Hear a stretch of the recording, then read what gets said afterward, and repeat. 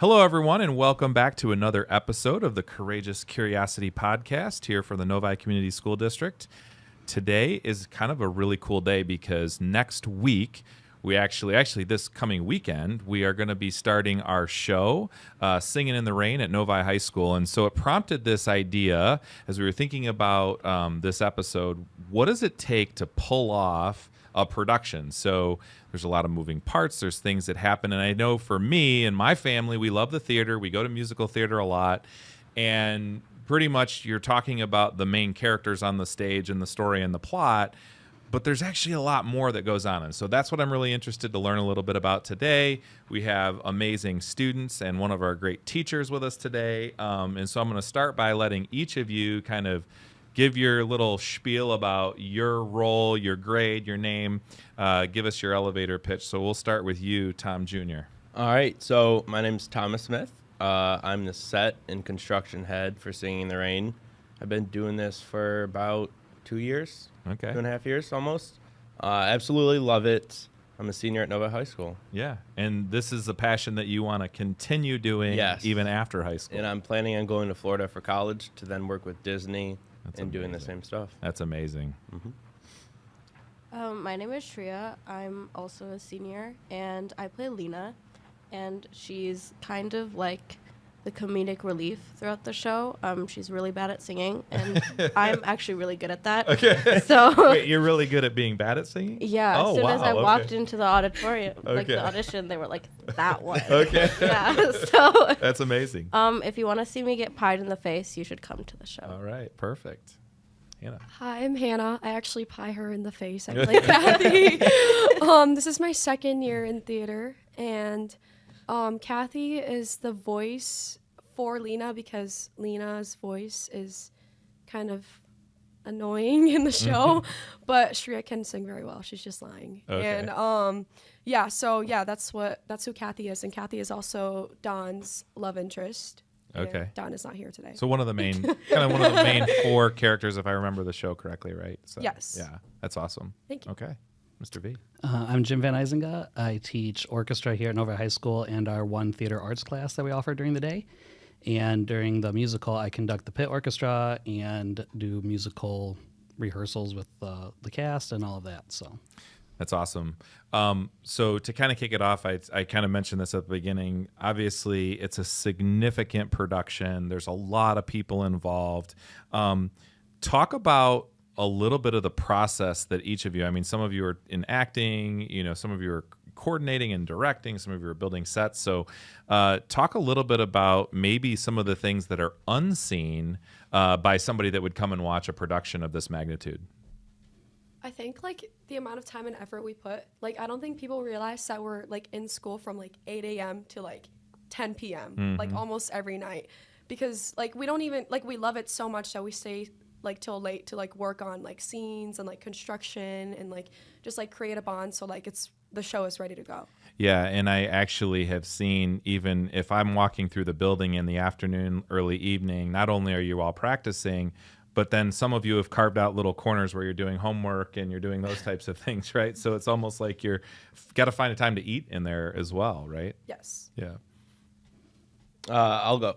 So there's a lot, as you mentioned, that is focused on the two main characters or whoever it is on stage.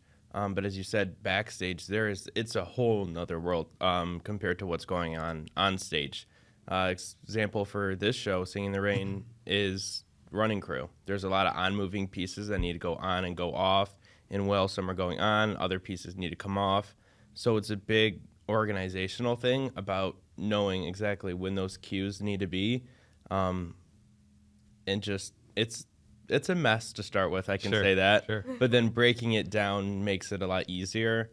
And yeah, I can get into it a little bit. Is there usually somebody that has to say, this is how it's going to go, and you're going to go here, and, kind of directing that chaos? That's me, and I get called what you do. a couple different names. Okay, sure. You have to be the bad guy, Yeah, right? I have to embrace it. Sure, absolutely.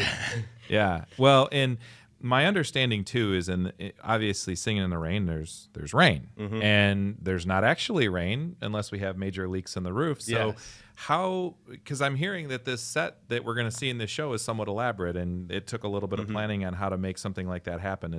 Can you speak to that a little bit? Yes. So this show has been, I can say, one of our most expensive shows, at least set wise. Right now we're sitting about $5,000 just with part of the set because we've had to rebuild our whole entire stage floor and put it up about 6-7 inches off the floor. That way we could put a pooling system underneath that could collect all the water, and then we had to sheet the whole entire stage and then sheet it with masonite so the tapping can actually be heard in the auditorium because our stage floor kind of sucks everything up. So it's definitely been a challenge with that process. But then the rain from above is also expensive because it's coming from two, I want to say, you could think of it almost like PVC pipes with holes in it, but it's a lot more advanced than that, that have tubes that run up to our pin rail, and then a big, like, pig trough almost that holds all the water with a pump that also is feeding to where the rain drops from, which also then gets cycled back to the pig trough to keep the water flowing. Because there's about 6 minutes total that it actually rains on stage. Okay. And then one is in Act 1, the other is in Act 2. So during intermission, we have to take off part of the sheeting on stage, unscrew it all, take it, put it in the shop, hang it for it to dry, put down a whole new one because the boards get super warped. Wow. And then they don't dry so quickly. Yeah. So it would defeat the purpose of going into Act 2, having a wet floor that people see like this isn't part of this act. Well, and I never would have known, if you come and you saw, like, oh, that was cool. But there would be this curiosity of how did they make that happen? Yeah, and it blends in, and there's slits on the floor that suck in all the water, and we've had some leakage that we've had to go around and fix. But, Sure. I mean, you look at the stage from the audience, and you don't see the floor because it's underneath it. But trust me, it's there. That's amazing. It's needed. That's awesome. Yeah. Well, and I know obviously for a lot of the behind the scenes things, the acting, the set building, all of that, but there's also this incredible music that has to be played. And so talk a little bit about that preparation and then how many people, how many students we have actually performing, in this production. Sure. So the music side is tough in high school theater because these shows are not written to be played by high school students, or sung by high school students. They're written for professionals to be done by professionals, right? And so it's always every year we talk about the show, what do we want to do? And then we start talking about things like, you want to do Singing in the Rain, cool, but it has to rain. So how are we going to do that? Yeah. And then like the music side is it's a lot of jazz, a lot like early, 40s jazz standards and things like that a lot of our students haven't grown up with. And so how are we going to teach them to sing that style, to play that style, to hear those harmonies, rhythms, et cetera, et cetera. And so we actually start rehearsing the pit back in sometimes January, February. Okay. And so it just, I know the kids make it look really easy. Yeah, they but do. it's a lot. We start way early so that we have time to do all this. This year we have 22, I think, people in the pit. Wow. And some of that is, again, it's written to be played by professionals. And so some of the books are they'll say read one. And read one has flute, clarinet, alto sax, and oboe. Okay.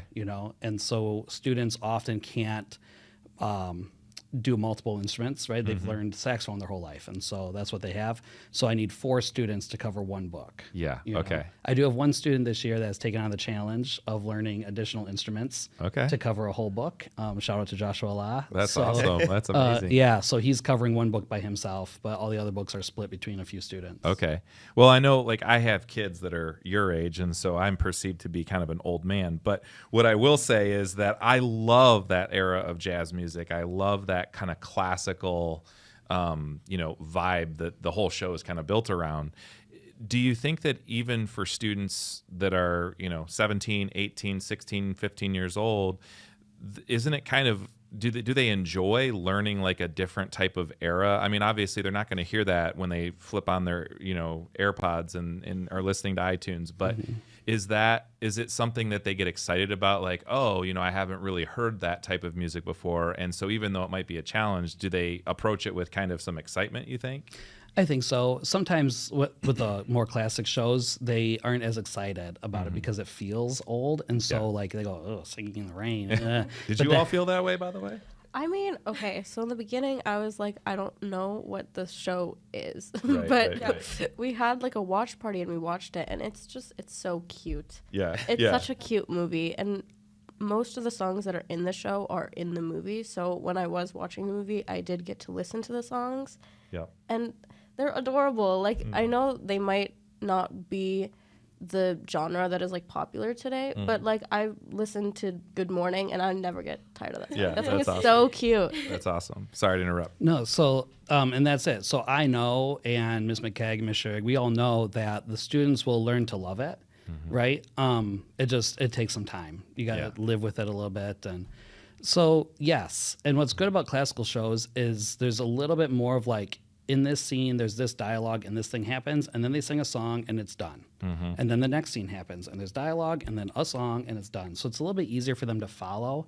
So with like Little Mermaid last year, for example, it's a newer show. And so the music has a lot more what we call underscoring. So there's action over all this stuff. And there's like, it's constantly me stopping and be like, no, Hannah, you can't do that yet. There's music. That happened a lot last Like year. there's music that goes with that, right? And so we don't have that with Singing in the Rain as much. It's just, they say, all I can do is this, and then we do make them laugh, and then so it's a little bit easier for the kids to follow. So they get to live with the music a little bit, and they don't have to worry about so much of the lining it up.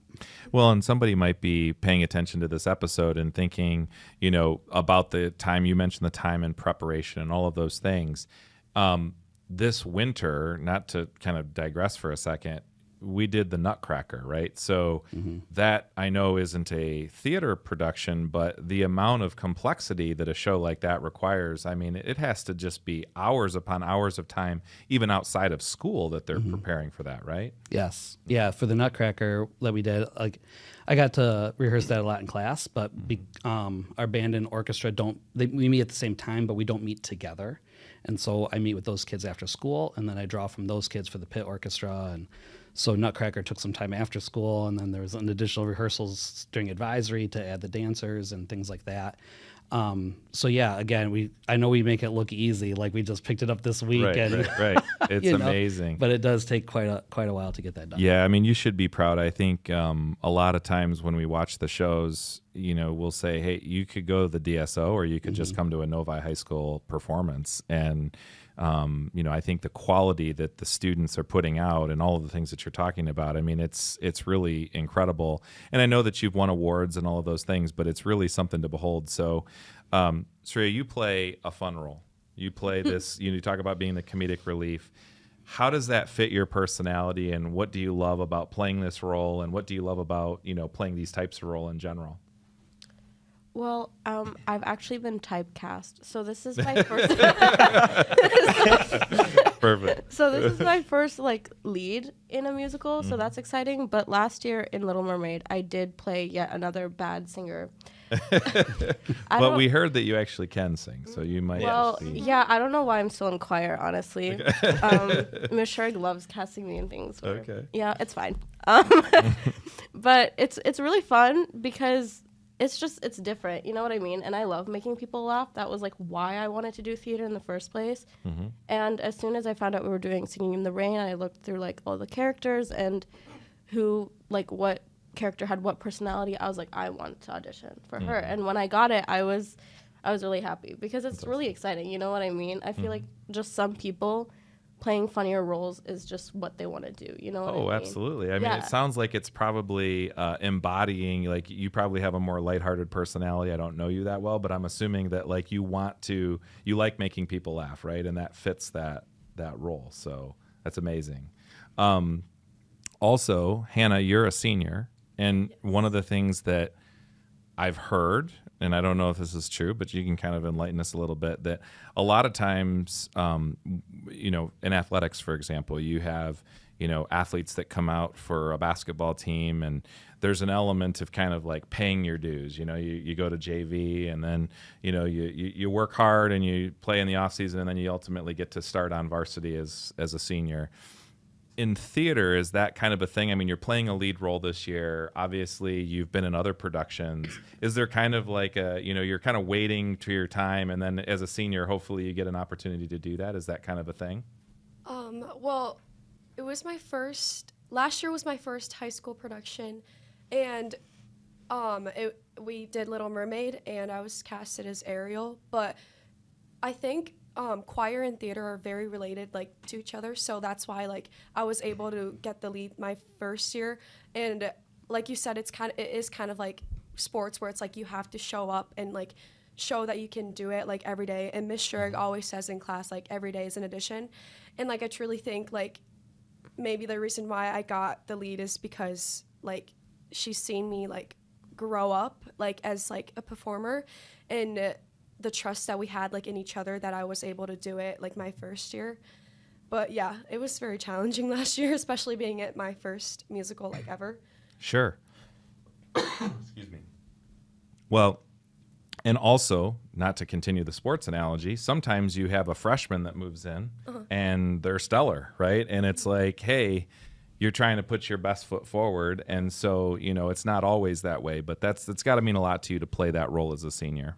Yes, I definitely have struggled a lot with confidence, like the past 4 years, like as a performer. Like I think every performer struggles with confidence, because it takes a lot of guts to like go up on stage to like perform in front of like a lot of people, and especially your peers. I think it's honestly harder to perform in front of your peers than like strangers.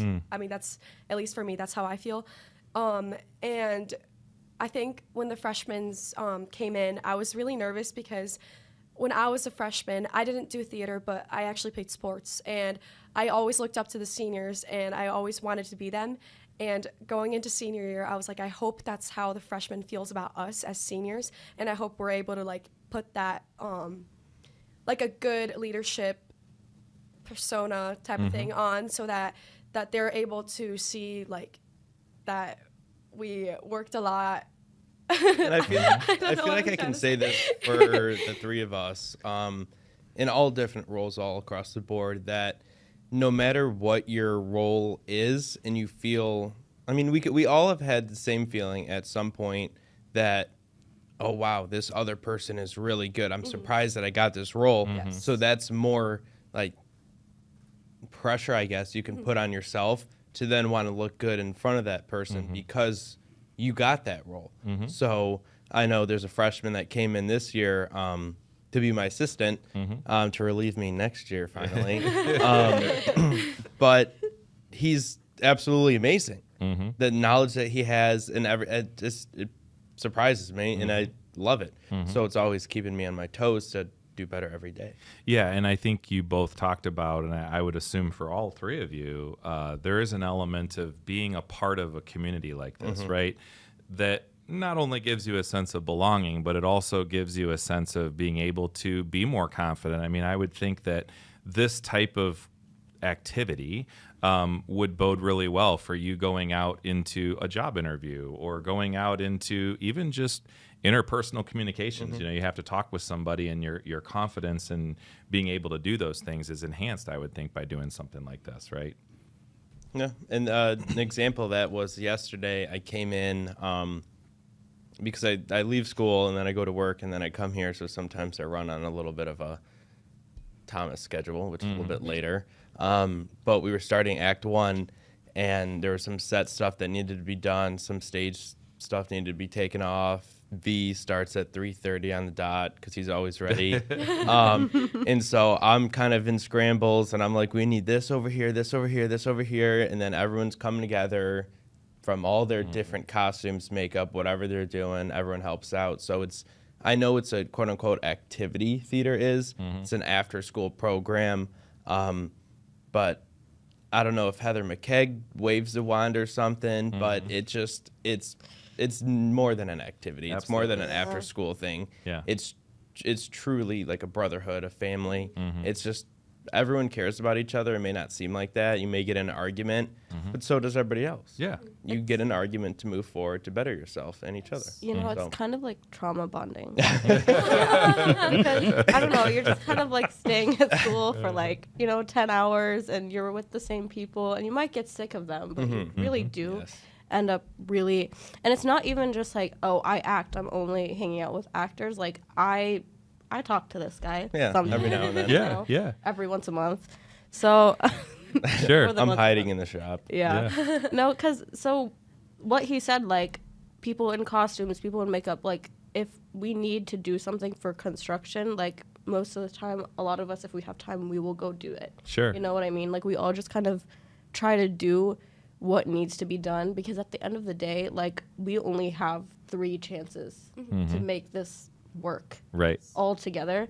And to do that, especially live, like you really need to, I don't know if it's, I mean, obviously some of it is the effort we put in, but also just the combined force of all of our sheer will. Like we just get it to work every time. So yeah, we all just kind of do whatever needs to be done, I feel. So. It's actually amazing. And it's another thing, what family, right, is without conflict, right? I mean, that's all part of, kind of growing and building those skills as well.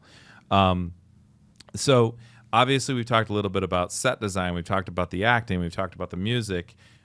Speak a little to the other aspects of what's happening when you go to see a show like this, because there's lights, there's a bunch of tech. You have to pull the curtains at the right time. You mentioned getting things on and off the stage. Like I think there's probably even more than we're even able to unearth on an episode like this.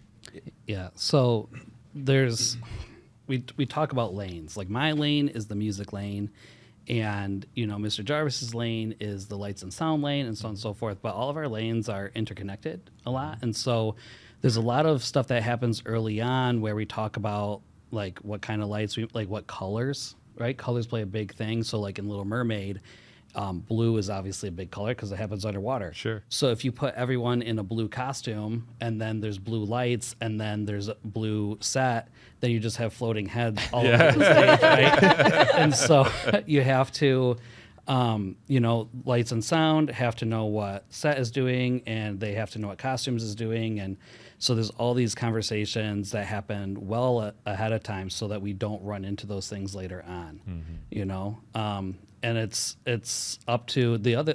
I'll say this, I guess. The other big thing is when you go see professional theater in New York, right? There is a costume designer, and that person designed the costumes, period. Then someone else made the costumes, or we say built the costumes, because like our normal clothes don't stand up to doing theater. Sure. So they're a little bit tougher.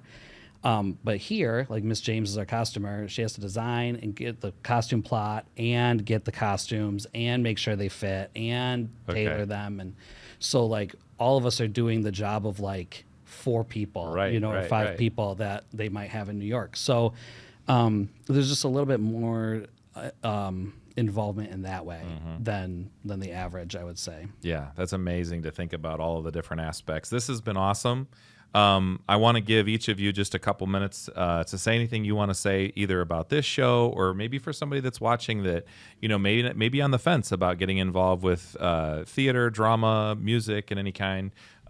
So just as we kind of close this out, Mr. V, we'll start with you and we'll go around. What would you want to leave people with? I think the big thing is when you have something like theater, like musical, like one of the coolest parts as an educator is to see the kids drawing on and us being able to force them to draw upon their past educational experiences and knowledge, right? Like you can't build this thing unless you can do some math, right? And you can't know about, this show takes place in the 20s. If you don't know anything about U.S. history, and what's going on at this time, you can't get into those characters' brains and things like that. So it is like this amalgamation of all of the things that the kids have learned and having to actually put it into practice without like, well, this is just a question on the test. It's we are starting from nothing. What do you know that you can put in to place, Sure. And we've had students, for example, go out into college and get degrees in stage management that then get jobs as project managers or things for big construction companies because they have these skills of organizing people and all that. So, theater is kind of just an avenue to a broader career pathway, I would say. Great. And using all of their skills. Love it. adding on to Mr. V, I was thinking like ever since I started theater, I've been better at like communicating and like building relationships and just connecting with people like in general. And I feel like I just want people to know that like theater is just like not just about acting and like singing and like looking good on stage, I guess. It's like more like it connects with like deeper meanings, like especially like when you're watching a show too, like there's always going to be like a meaning behind the story, and that's exactly what theater is. Like there's always going to be like a backstage type of thing, like there's going to be like always going to be relationships building and communicating, and also like learning how to lead people and just kind of That's awesome. And it's important. Those are so important, those skills to kind of transfer on. Great. Yeah, I was just going to say it's like so much more than what you see on stage, especially last year. Like if some of the people that were watching Little Mermaid last year knew what happened before the show, We'll talk about it. I feel like maybe they would have like a different mindset just beyond just like what the show looks like or what they thought of it, because there is so much that goes into making the final product and making sure that that final product is consistent 3 times in a row. Awesome. I have a couple different things, so I may take a minute. One big thing is if you're out there and you're on the fence about joining theater, theater's not like it was before. It's completely different. It's not your 100% dramatics, and you don't have to be a theater person, as we talk about with V. You can be a kid in theater. And so that's what I classify myself as, a kid in we talked theater. about this before. Yes. Yeah. I don't know a ton of shows. I don't know a bunch about I mean theater history. But I know my passion. I found my passion actually through I've taken almost all of Scavo's classes, and I was bored. It's like, hey Scavo, I'm bored. Can I build anything? It's like, have you tried Novi Theater? I'm like, I have not. And then I joined, found my passion, and this is where I'm taking my life. So you really don't have to be in love with theater. There are so many different options inside theater that you can find yourself a part of. As we all mentioned today, there's sound, props, lighting. You can design, you can build different things, managing, even accounting-ish with keeping tracks of all the receipts and all the money. So there's so many different things, and you don't have to put as much time in as we put in, but you can put in some time. I mean, any person helps, and to move forward, like what V was saying, it draws back from what you've previously learned. My geometry grade wasn't the best, but I've had to relearn geometry in order to keep doing what I've been doing. Sure. But I mean, it's really fun. Yeah. I love it. I would keep doing it every single day. I love that. So thank you for those of you that are watching this show. Thank you to the 4 of you for being here. Please know that the show is coming up. The show times it's going to be a Thursday, Friday, Saturday. Yes. So Thursday, April 25th at 5 p.m. is the first kind of opening night. Friday, April 26th at 7 p.m. and then Saturday, April 27th at 7 p.m. Also, make sure you catch that show.